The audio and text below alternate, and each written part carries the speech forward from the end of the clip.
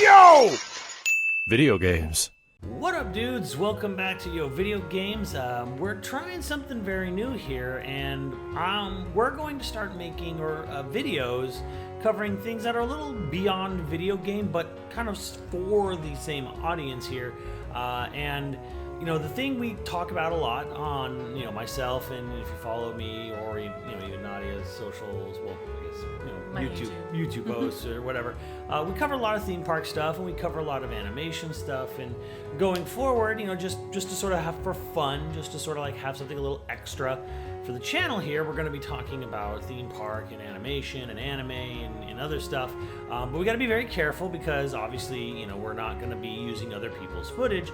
So footage you might see in this video and forthcoming videos will be shot by Nadia.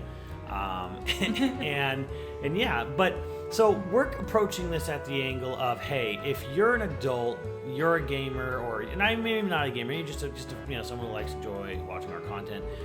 But you're an adult and you thought, okay, these people talk about theme parks and stuff a lot, and I haven't been to one in a while, or I've never been to one. We want to make videos for you. We want to make videos for lapsed theme park goers or never gone to a theme park goers.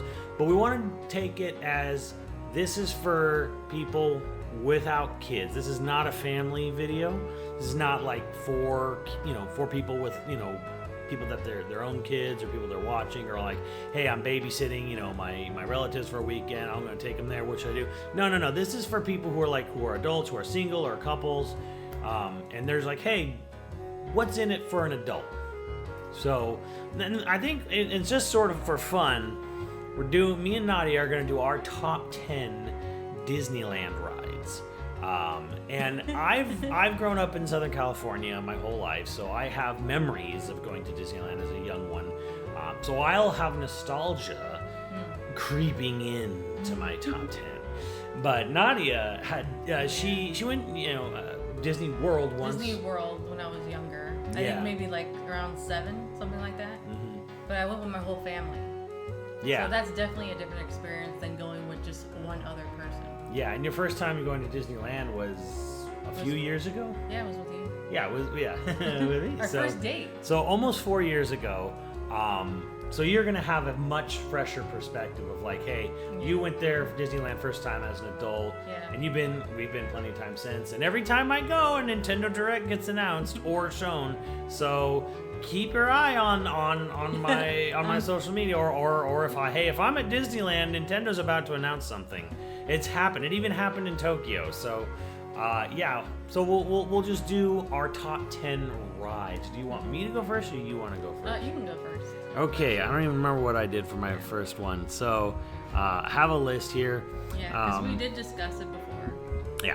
To like narrow it down and kind of like gather our thoughts on it. So my number 10 is actually, I believe, the newest ride at Disneyland. This is going to be just there now. For those that don't know, there are 2 parks in California for Disney. There's Disneyland, and then there's Disney California Adventure, and they're right next to each other. We thought about maybe California Adventure rides. Maybe we'll do that some other time. But this is strictly Disneyland, because we're thinking like, hey, if you're first time going to Disneyland as an adult, you might be doing like one park one day, because it's way cheaper. Yeah, or at least park hopper. Yeah. But we don't do Disney California Adventure, we don't do that park. Yeah, we always do it like a park hopper, which is like you buy a 2-for-1. It's like not 2-for-1, but like 2 for less than the cost of 2 tickets. Yeah. Where it's like they give you a chunk off like half off the second ticket if you go to both parks. Yeah. But if you're just doing one park one day, we're just doing Disneyland. So my number 10. So this is Mickey's Runaway Railway. This is the newest ride there. It is a trackless ride, so that the carts that you're on, they actually operate. They're on wheels, but they have no track that they follow. They actually use GPS or some sort of GPS inside this building to operate on their own. They're not on any rail system at all, which is funny because it's a railroad-based ride, sort of. But it's very much if you take the classic rides that Disneyland started with, which were like you get in a little like bumper car, and the car goes on a track through like a bunch of little scenes from a movie. This is that, but but this is modern day. So ceiling to floor is a screen that like animates and moves all around you. So you're gonna go into these big rooms where the floor to the ceiling is one big screen all around you, and you watch basically this Mickey Mouse cartoon play out in front of you. It's based on the new Mickey Mouse shorts from YouTube, the Paul Ruddish ones. So it's definitely a lot more like frantic and honestly like a lot funnier. It's a really good ride. It's not a thrill ride, but it's a ride where it's like, okay, yes, it's a Mickey Mouse ride. Yes, it's in Toontown, but it's also a kind of ride that I think as an adult you can enjoy going on. I think it's still got a lot of fun inherent to it. Like you can at least go on and be like, wow, what a engineering marvel, you know, all of like the trackless system and the all the walls move and animate on their own. So. It's more interactive because it's trackless. Yeah. So there's a lot more going on with you than just sitting there and things happening, and you actually feel like, you know, you're moving with everything. So yeah. I don't know. I have it further up on my list. Further up. But we'll get to that. So what's your number 10 then? Mine is teacups. Teacups. So you get into this giant teacup, right? And then you can spin it. I don't know how many people fit in it, like 3 to 4. Yeah, a few people. A few, like maybe only 2. They're pretty cramped. Teacups. Now I actually have this, I think, higher on my list as well, but yeah. We went on it before, and because you can turn the thing in the middle and make it go faster. Like you're just like spinning it. And he was on one end and I was on the other, so we were opposite. And we were spinning the hell out of it, and like it was crazy. Like your eyeballs feel like they're like bouncing around your head. Yeah, because they slowly spin on their own. But if you have this big like I said, the big wheel in the middle, the harder you turn that, the faster you make the thing itself spin. So, me being me, I was trying very hard, you know, to make it like the most intense teacup ride. To make me throw up. He was trying so hard. Oh man, I feel bad almost for my number 9 here, but I won't talk too much about it because I know it's going to be way higher. You're already repping it. Okay, yeah. So, Mr. Toad's Wild Ride. This was sort of a small favorite when I was really young and I was too scared to go on most of the other rides. This was kind of like a more of like a, not my favorite, but more of like, I like this ride. This is one of the better rides there. Won't go too much into it. It's called a dark ride, which means it's all indoors, and it is kind of dark. It gets very dark at the end. And it gets very dark at the end. But yeah, it was there at the start of the park. It is a 70-year-old ride, and they use a lot of, I would call it analog technology, or just it's really practical effects where like there's no screen, you know, or projectors or anything going on really in it. It's all just like cutouts of just things that are being held up on wires or rods that are moving electronically, like just but it's not stiff. It's a lot of movement. There's a lot of flow to it. That's why. Yeah. That's why it's higher up on my list. but it is fascinating to see what 70 years ago people were like, okay, so let's take this cartoon movie, Mr. Toad, and how can we make like a ride out of it? Initially they were thinking of just doing apparently a roller coaster, but then they're like, that's not as interesting, it's not as fun for people, and we can't, and kids won't be able to go on it. So we really want it's not a, again, it's more of a scary ride actually. It's not so much, you're not going to do any big drops, there's no loops, you know, or anything like that. It's just very fast. Yeah, it's all vibes, as the kids would say. But I still really like the ride. It's a short ride. It usually has a very short wait, and it's just a really get on, get off kind of good time. Yeah. And I really like it. It's a classic, 70 years old, and I enjoy it every time we go on. Okay, mine, which it's low on my list, but I'm sure it's higher on yours. And it's nostalgia. That's Star Tours. So I guess it would just be best to just be like, okay, so it's 9 on your list. So what do you like about it? I like Like there are rides that are not on your list, so there's got to be It's like- something. Because it's kind of just basic, like the teacups, where you sit in it, you can move it. Great, that's fun. At Star Tours, you sit in it, you buckle up, and it's kind of like, ooh, you're jostling around. Oh my goodness, and that's kind of it. Like it's fun that you're going to like the different Star Wars biomes. You're seeing all the different characters, and it's all RNG. It's all very different each time. Maybe each time you go on, depending on how it's set up that day or whatever. But that's kind of it for me. I'm kind of just like.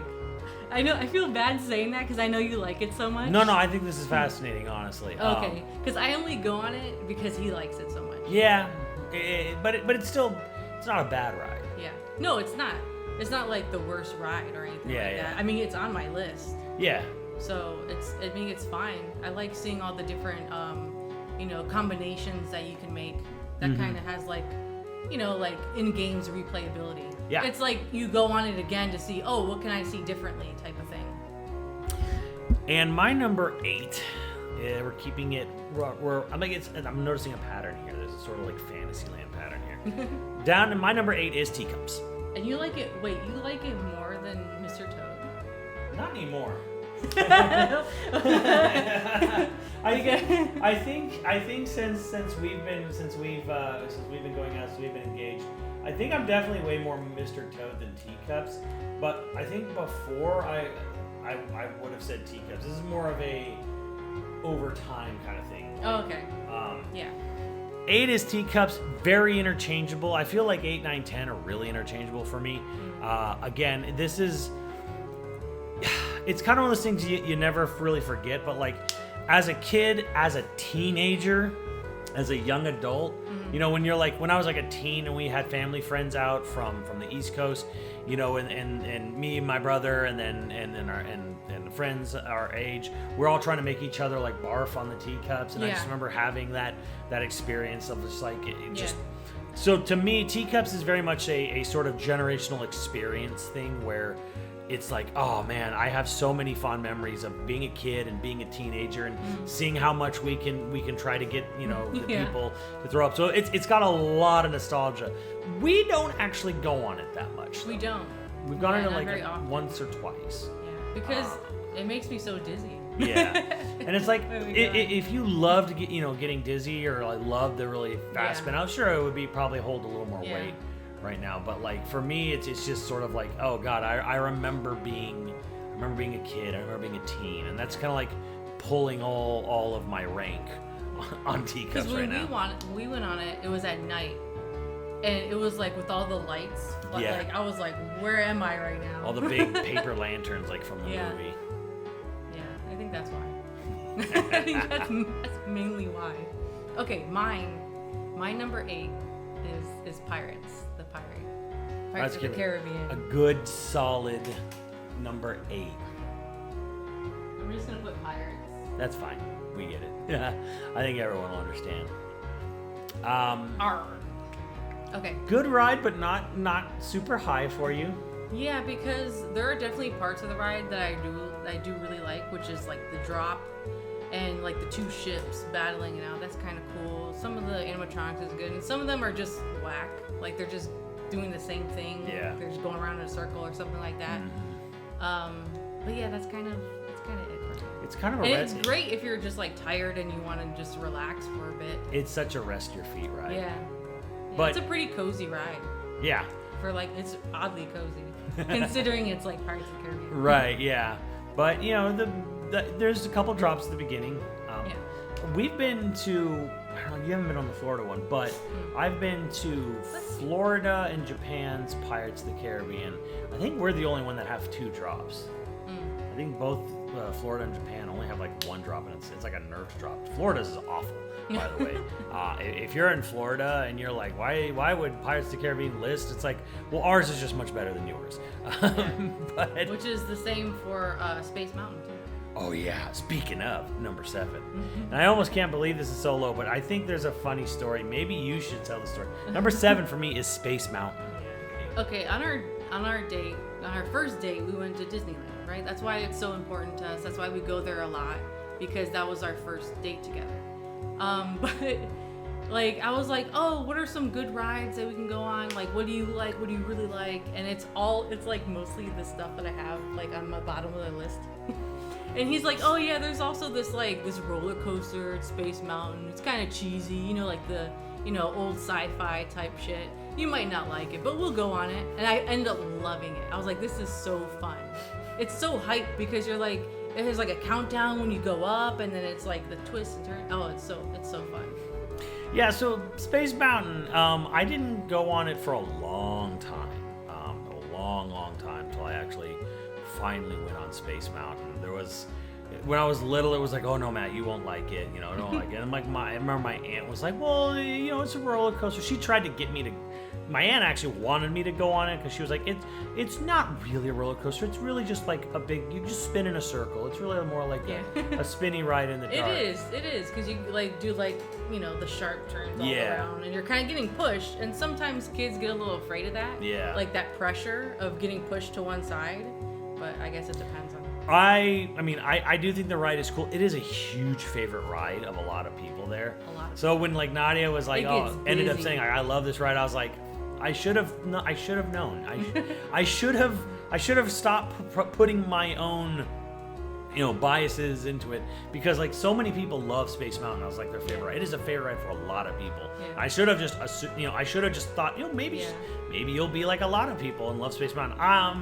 I don't love it as much as the other rides. I think but honestly, the only thing really holding Space Mountain down for me is it has a really, really long, like it can get really long waits. Like the wait times can get nasty for Space Mountain. Mm-hmm. So you got to be there at rope drop at the beginning of the day. Or at the end of the day. Or at the end of the day when everyone's like kind of like, you know, like leaving. Because it's a good ride. It's a great ride. But like, man, there's like, you might be waiting a long time for it. But that's really the only thing that's kind of like struggling. But like, what we did point out, because I know we'll be talking about Space Mountain again, but I would just want to say again, if you're in Florida and you're like, well, Space Mountain's kind of good, but I don't understand, like, you know, how it would make so high on either list. I'm like, trust me, your Space Mountain in Florida sucks.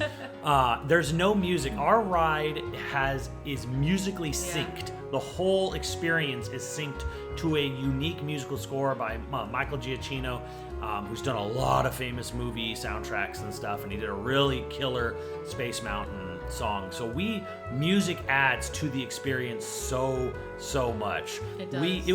It was the last ride or second to last you went on our first date, and then when we went to Florida when we met up in Florida one time, it was like the last ride we rode that day too.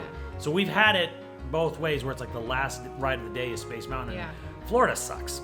I'm like, I will say I was a little excited to ride the Florida one just to see the differences. But yeah, music really goes a long way, because it was so quiet and it was just like really awkward silence, and all you hear is like, you know, the track and exactly. And I'm just like, on the gears. I'm like, this kind of sucks.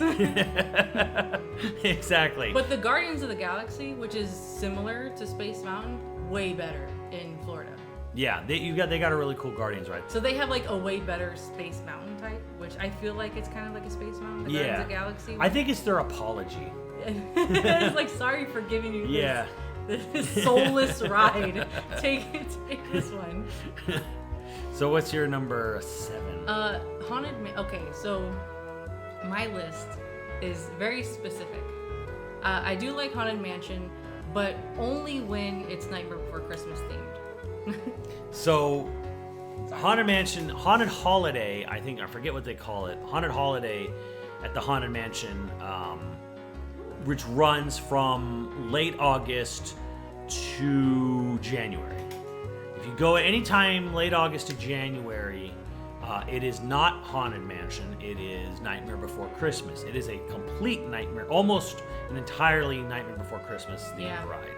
And I think you actually had a very good reason for why you like it. Not just because you like Nightmare Before Christmas, but I love Nightmare Before Christmas, but that's not why. So when it's converted to Nightmare Before Christmas, there's just much more to see. Much more you can, like, I don't know, visually, I guess, because in the regular Haunted Mansion, you're sitting there and you're kind of like being forced to view something specific, right? And sometimes it's like nothing for a bit. And it's like, all right, when are we gonna get to the good stuff? When it's Nightmare Before Christmas, you know, you're fixed on a certain spot, but something's always filled. Something's always placed somewhere. So. Yeah, they like really decorate that crap out of it for Nightmare. So there's no like dead zones, I guess, for things. Yeah, like which in the original.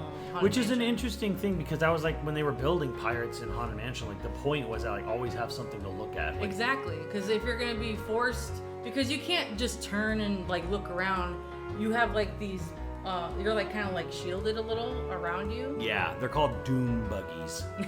That is serious. Like, so they're called doom buggies, and unlike other rides, you don't have peripheral vision. Yeah, so if you're looking at something, you can be looking at the wall or like looking at like whatever else, and it's just like, all right, let's get to some spooky stuff.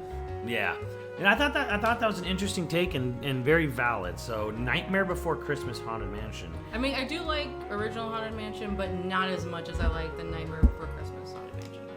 Yeah, my number 6, a good old classic, Pirates of the Caribbean. Long time, big nostalgia ride for me. Was a little bit intense because of the drops when I was really little. They scared me.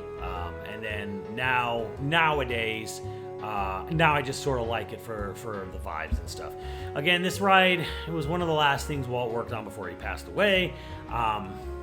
And it was very much based on the blossoming animatronic stuff. So it's kind of a time capsule. So it's kind of like, oh, well, this is like, when it was made, it was the most technologically advanced thing anyone had ever done before for like a ride or anything like that. So, you know, they have like, you're on boats and you're indoors, and the whole ride is inside technically a building and underground, but you're in these boats and you're in water, and you're like fake sailing or fake, you know, going you know, through something.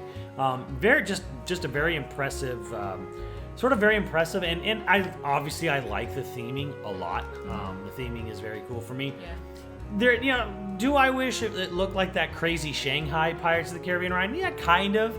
I kind of am a little jealous of that, but at the same time, it's like this is just a really classic ride. And again, it's like 15 minutes long. So 15 minutes, like, you know, sitting down with your feet up, like, oh my god, lifesaver. I like the first half of that ride. Yeah. I like where like the thunderstorm and the skeleton guys, like, you know, piloting the ship. That's really cool. Where you see like the skeleton dude in the bed with all of the treasure and stuff like that. That's really cool. Like, there's a lot of really cool stuff in like the first half. And then it kind of like, just throw that in there. Yeah. At like the end of it. That's how it felt. the town kind of loses something. I'm not someone to really complain too much about the changes they've made to the town setting, which they've done a bunch over the years. That doesn't really ruin the ride for me, but it also, like, it does sort of lose steam. Yeah. At some point. Like, all the creativity happened in like the first half. It does lose steam a little bit. But I mean, if you want to see, interestingly, if you really want to see what did Pirates of the Caribbean actually look like, almost in its, not in complete, but most of its entirety. If you go to Tokyo Disneyland, they actually haven't changed almost anything on their ride. It is the like 80s, 90s version of Pirates of the Caribbean there still. So number 6 is Pirates for me. It's a vibe ride, and Blue Bayou, man. When we get we're gonna talk about food someday, and Blue Bayou. That is a restaurant on the ride. Okay. So my number 6 is Thunder Mountain at night. At night. At night. So I'm almost surprised she put Thunder Mountain as high as she did, because Nadia didn't remember the first time she went on Thunder Mountain. I didn't. So the second time we went to Disneyland, I said, "You want to go on Thunder Mountain?" She's like, "What's that ride?" I'm like, "You know, the ride, the ride where you're on the train in the wilderness and the caves." And you're like, "I don't remember this ride." There's a story. Okay. I was like, this is my first time going to California, and we're going in December. You know how it is in Chicago in December. Completely different. He's like, "Oh yeah, it's gonna be really hot. Just wear, bring shorts, whatever." So I did. I brought my shorts, my t-shirt, and I wore that. During the day, it was fine. Once it hit nighttime, it dropped, and I was freezing. So there was a lot of stuff that I blocked out of my mind because I was so fucking cold. So, but we were like looking for a sweater for me. So he was like dragging me around, like, "Oh, let's look for a sweater for you. Hurry up." But yeah, I think that's why. Because Yeah, I was like so cold. I was like. She was like shivering. I was focusing on not dying. She was shivering, and I thought, oh man, she's really scared of this roller coaster ride. No, she was just shivering because it was just so like cold. my legs were all blue. Yes. So, oops. But yeah, number 5 for me, interestingly enough, is Thunder Mountain. So Yeah, ours is it's pretty close. we're pretty close on this. This is like, oops. Mountain Thunder. Mountain Thunder. Thunderous of mountains. Oops. Nah. But you also make a good point, though. When's the best time to go on Thunder Mountain? At night. Absolutely. At night. It's a little scarier at night. It is, because you literally You can't fucking see. That's why. You can't see where you're going. It's the wildest ride in the wilderness. It is. It's a great ride, but it's like it's right there in the middle, right? It's right there in the middle of it's a great ride. Not 10, not 1, 5, 6, perfect ride. It's a roller coaster. Yep. It's being refurbished right now. It's been refurbished a couple times. Don't look up the history of Thunder Mountain. I don't think I'm He told me every history about every fucking ride we ever been on. He like purposely tries to scare me before we go on every ride. He's like, oh, you know, somebody got decapitated on this. I'm like, why are we going on it? We've never gone on the Columbia ship because of that. The Thunder Mountain years ago did derail, and they just tore the whole thing down. It wasn't like fix the problem. It was no, gut it, throw the whole thing away. We're rebuilding it completely. So like Disney don't mess around when something bad happens. They don't mess around with fixing it. It's not a fix. It's throw the whole thing away. But Thunder Mountain is great. It's a roller coaster with animatronics and stuff. It's got like water effects and stuff, but like you're gonna see crazy things. You're gonna see like rattlesnakes, holding on a dynamite, goats biting dynamite, stuff like that. Yeah. Like, rattlesnakes aren't holding on. The rattlesnakes are just rattling. It'd be The funny. goat has a dynamite, and like you're gonna see possums swinging on Yeah. their tails and coyotes and stuff. So it's an older ride. It's a little bit older, but it's cool how they try to incorporate as much theming stuff into it. I mean, it could have just been a roller coaster and just called it a day. But they're like, no, they put all these rocks and animatronic animals all around it to make it really sell the Western theme. So it's really cool. I think it's totally worth a try. Make sure, not the first ride you go on, but try to get on it at some point in the day. Yeah. Okay. My number 5 is Mickey's Runaway Railway. Yeah. I like it. You like it a lot. I like it. It's a really cool ride that I feel they do effects in the ride because it's trackless that you cannot do on a ride that's on a track or on rails. So like if they want the ride to literally strafe left and right, the car can literally strafe left and right, and it will. Like it can do all kinds. It can go forward. It's like a hummingbird. It can go forwards, backwards, sideways. Diagonal, and it can do it at any point. So that's kind of. I know. Maybe I'm. No, you're right. That's exactly why I like it, because of the whole dancing thing. Like you're actually like literally dancing in the car, right? And like the kind of like where you think you're going down a waterfall. Like it kind of feels like you're going down a waterfall. It's cool. I don't know. I like it. It's silly. It's goofy. It's funny. And there is Goofy. Yeah. And there's in the beginning of it, when you're watching the little short. Oh yeah. And you're transported into it. There's a pre-show. So here's one thing about Disneyland that's kind of unique to it a little bit. Universal does this too. They invented really interactive line cues. Yeah. Like Star Tours was the first, I believe, the first big ride to like have a line cue that was like really interactive. Like you go in and you see C-3PO talking to R2-D2 and it looks like you're walking through a space airport. Yeah. So that was the first ride to do that. And then they started adding what are called pre-shows. Yeah. So you get in a room and then you watch something happen and then you go and ride the ride. They like hype you up for the ride. And it does hype you up for a ride. and Mickey's Runaway fun. Railway does something pretty clever. Yeah. To sort of. It's unique. I think it's the only ride there that does something like that. Yeah, the closest would be Rise. Yeah. But, yeah, that's true. Otherwise, though, Mickey's got a really cool pre-show. Again, it's I think even as an adult, no kid in tow, this is a kind of ride you can go on and enjoy. Because even adults, when they start off in that whatever. I don't want to spoil it. The But pre-show. when the pre-show happens, even the adults are like, "Wow, what? I wasn't expecting this." Exactly. Yeah, you hear the adults going, "Whoa!" So definitely worth it. Number 4. Speaking of.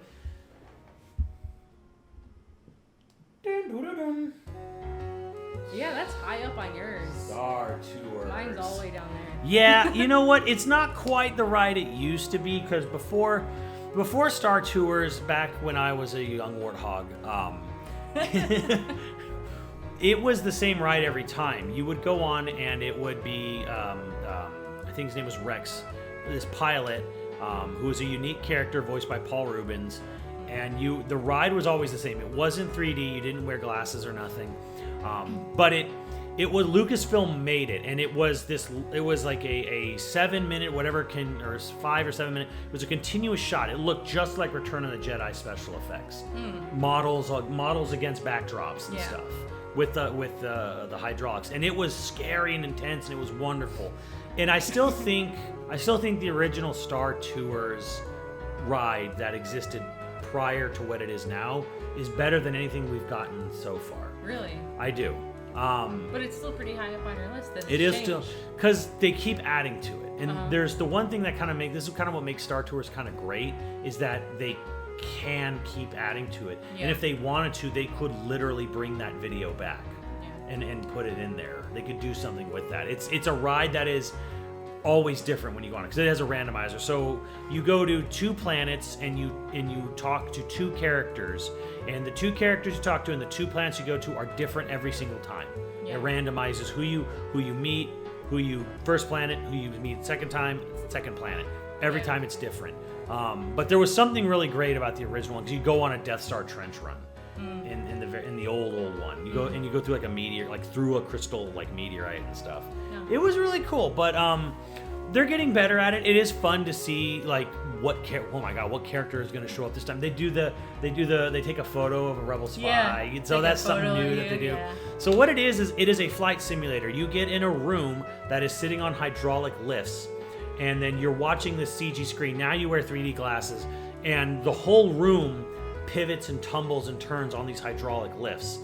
It was made for the military, and then Disney and Lucas bought it to put it in a theme park.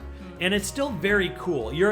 It definitely has that sort of, it is nostalgia bait, because it is like, it felt like I actually got into a Star Cruiser, and I literally went through what an X-Wing pilot goes through. I went into space. I was there. I was like, oh! So that one is like, the magic doesn't really fade on that, because it's so simple and works so well. Put in a room, here's a screen, it's on a hydraulic lift doing this to you. Yeah.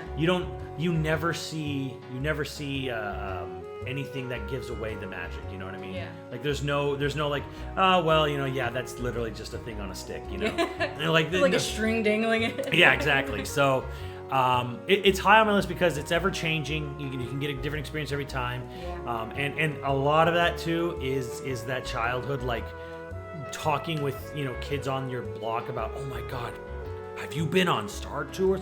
Oh man, it's like it's really real. Like it's like Santa's real kind of feeling. But yeah, that's why it's high up on my list. Nice. Well, my number 4, Indiana Jones. I'm almost surprised it is this high for you. I think if we were doing a different Disney theme park, this might rank higher. Honestly, yes.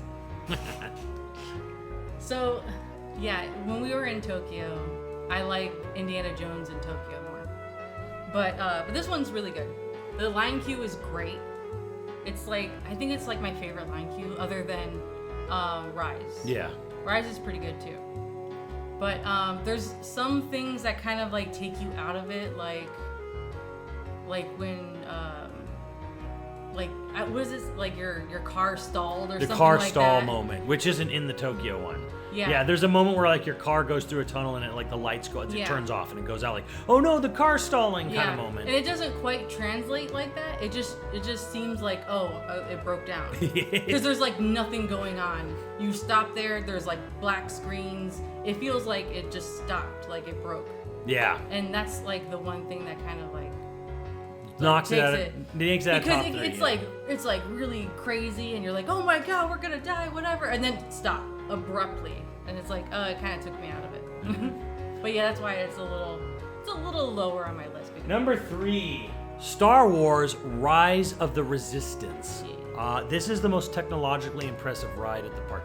If you want to see a ride that uses every bit of technology they've ever invented for every ride ever, and every single dime of the budget has gone into the ride, that is Rise of the Resistance. Rise of the Resistance is you quite literally live out a Star Wars like movie. Yes. Or at least like a show. Or like you're on the set. Yeah. Like you're in like shooting. Yeah, you're like in it. It's really cool.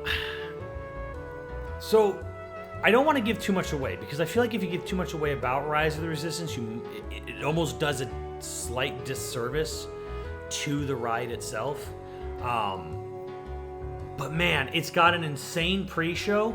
It takes the idea of a pre-show and turns the pre-show itself into a ride.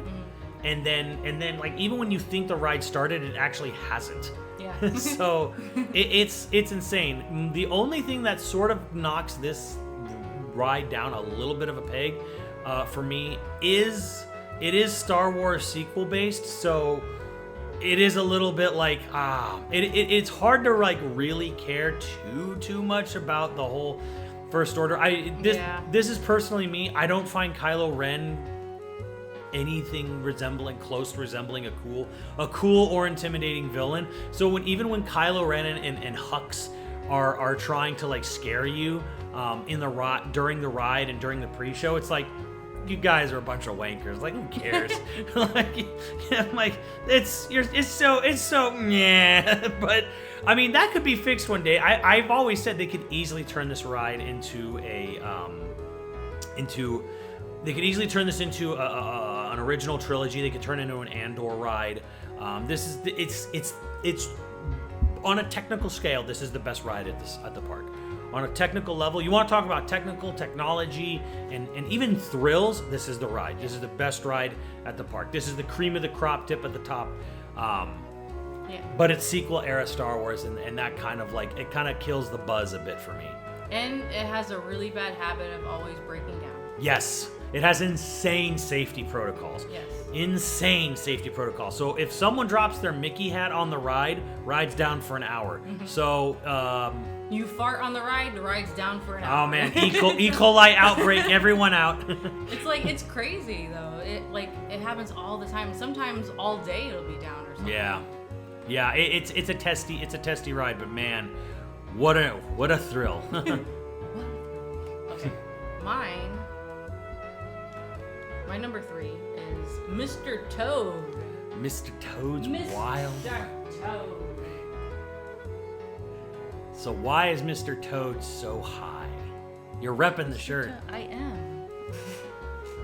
Mr. Toad. Mr. Toad's Wild Ride, because it literally is a wild ride.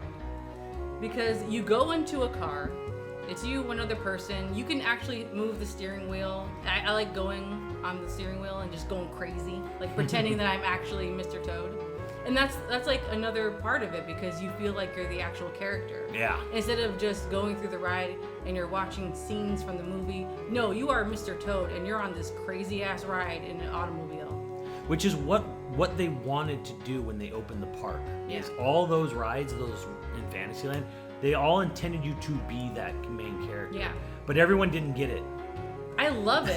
It's weird. I love it because, yes, I want to be Mr. Toad and I want to be like, oh, we're going to crash, we're going to die, you know? And he does that. He runs into stuff. He's going through, his big mansion. He's running people over. People are freaking out, falling over and stuff like that. And then, we crash and it's crazy. It is unhinged. It's way more unhinged than the movie. Let's just say it gets a lot crazier and darker than the film does. It does. Which is weird. It doesn't follow the film 100%. Yeah. You'll see bits and pieces of it, but it's like, it's its own story, and it goes some pretty wild places. Yeah. Oh, and I do recommend going on like the cooler days, not in the summertime, because at the end of the ride, they take out like the heat, because you do go to hell. You go to hell. It gets unhinged. You die and you go to hell. That's what happens. Unhinged. But they take out like the heat from going through hell, because it's too hot in the summer. So go there like during wintertime or something like that. Then it'd be great. Yeah, and I don't think Tokyo had it. I know they got rid of it in Florida. We might be the only park in the world out here in California Mr. Toad. that has Mr. Toad. Mr. Toad might be exclusively American at this point. So if you're out here, check it out. I mean, it's low on my list, but it probably should be higher. But it's a great ride. It's like the best of the small dark rides. Number 2 is a ride Nadia wouldn't even put on her top 10. It's not worthy to me. Matterhorn. Matterhorn. So in the park, you'll see in the middle of it, in the back, is this big giant mountain. This big fake mountain. And it's modeled after the Matterhorn in the Swiss Alps. And there's a roller coaster in this ride. And I love it. It's old. It's 64 years old, if you can believe it.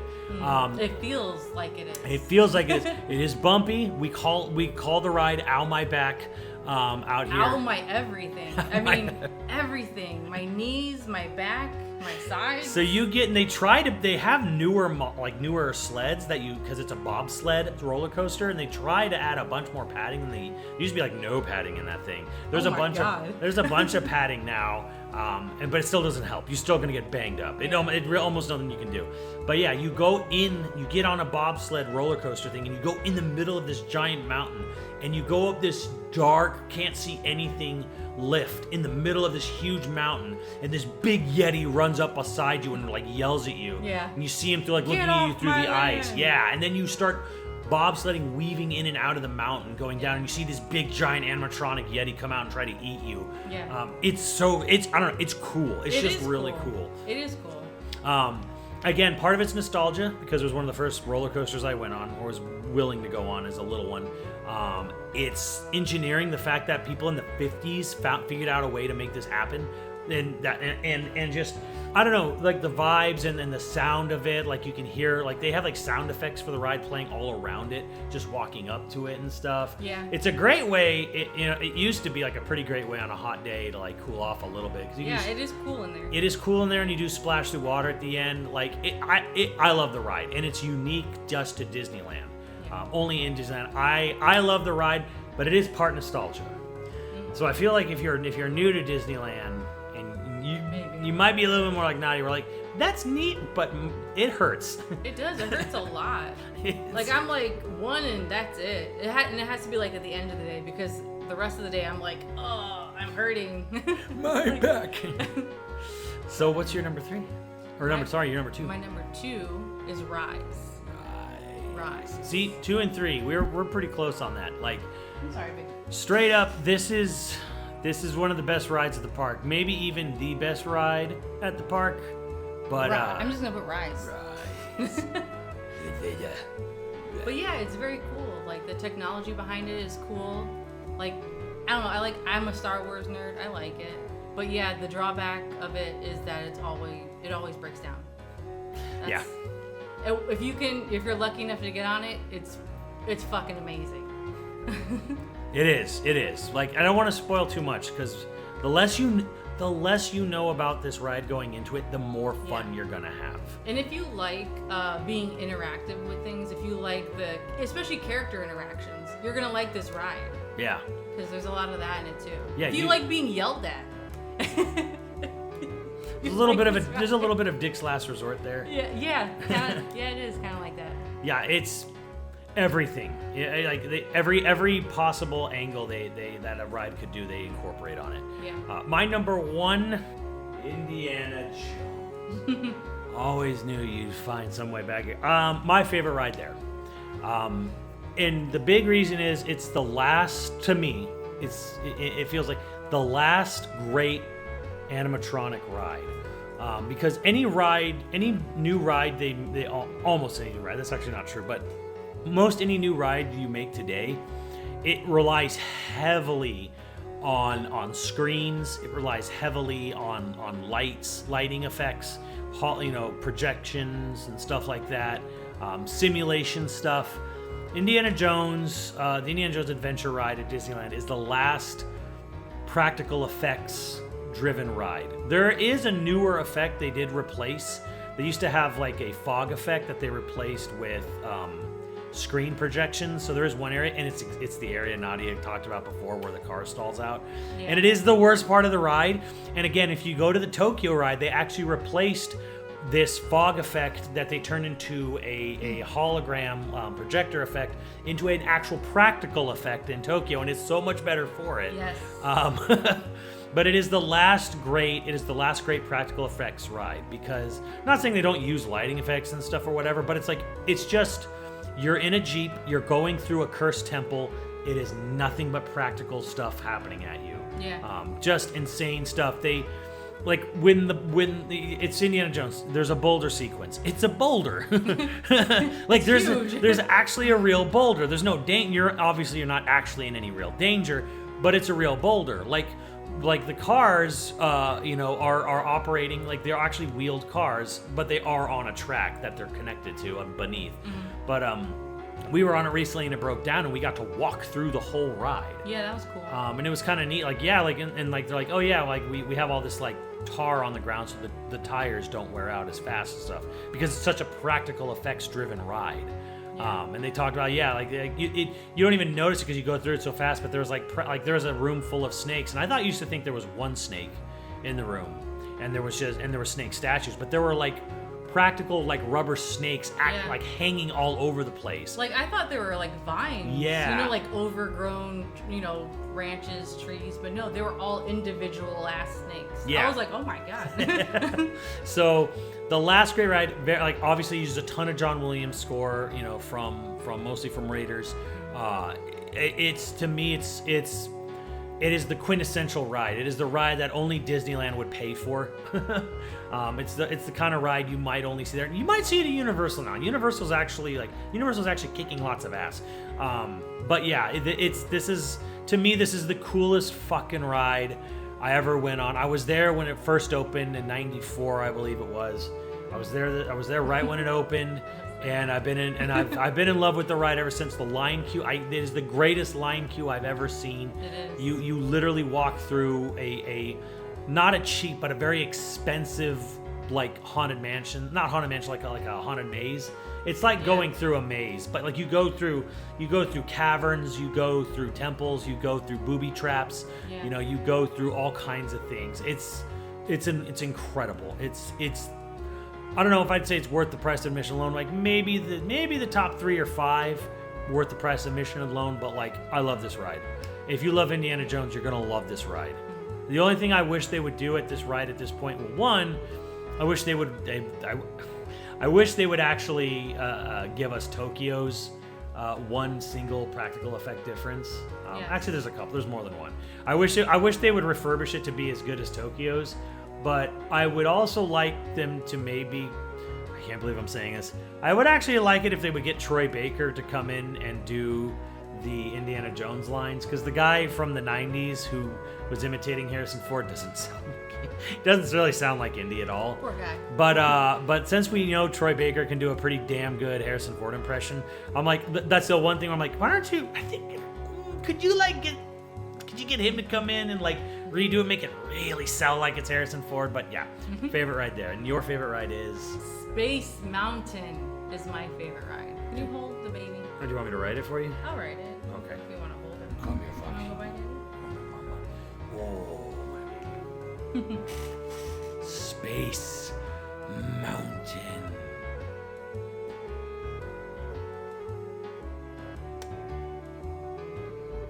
And again, I made the mistake thinking that, oh, she might kind of like it, but she's probably not going to be that. I was all like, oh, she's going to be, she got blown away. We got to go on Indiana Jones. We got to go on Star Wars. Yeah. Like we got to go with all the really impressive stuff. Space Mountain's in the dark. I don't know if she's going to like it or not. Yeah, but we went on it like, what, twice? Yeah. 2 or 3 times that day? Yeah, because you were like, can we go on that again? Yeah. You were like, it's so fun. You were like, can we go on it again? I'm like, yeah, we can go on it again. Yeah. Yeah, and I was like, oh, I don't know, it's so old school cheesy. I don't know if she's gonna.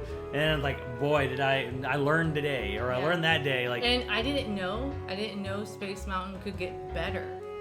But when it's like the Star Wars time or whatever, when yeah, they do like Season of the Force. Yeah, Season of the Force. In They May. have Hyperspace Mountain. and it's even better than regular Space Mountain. So it's a ride that is like great, and then it gets better Yeah. for you. So Space Mountain's the best ride, and again, our Space Mountain. Yeah, not whatever. Not Florida. Florida sucks. No. I'm excited to see what Japan's gonna do because they're redoing the whole thing there. I'll be excited to see how that turns out. But Yeah, because we didn't get to go on it when we went to Tokyo. yeah, but from what I understand, it was actually just ours. Oh, really? They copied With ours. the music? I think so. Oh. Apparently they copied ours. When they copied Space Mountain, they didn't copy Florida. They copied California's. So I was like, I can yeah. see why. yeah. So yeah, Space Mountain. Space Best Mountain. ride. Best ride. Best ride. It's the best ride. It's a great ride to start the day with. It's a great ride to end the day. It is a great ride to start the day because you get there and you're like, we leave really early in the morning to get there at rope drop. And you're kind of tired, you're kind of sluggish. You go on that ride and you're like, I'm awake, I'm ready to start my Disneyland day. Exactly. So, I mean, hopefully this video, hopefully you enjoyed the video. Hopefully maybe you got some ideas if you're thinking of going for the first time or the first time in a long time.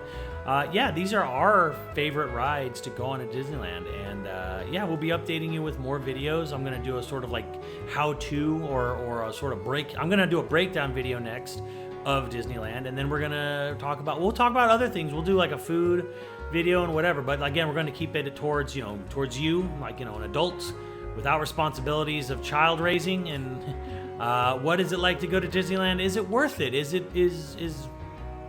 there value in it? And absolutely. And yeah, let me know what you guys think, and we'll see you on the channel. Later, dudes.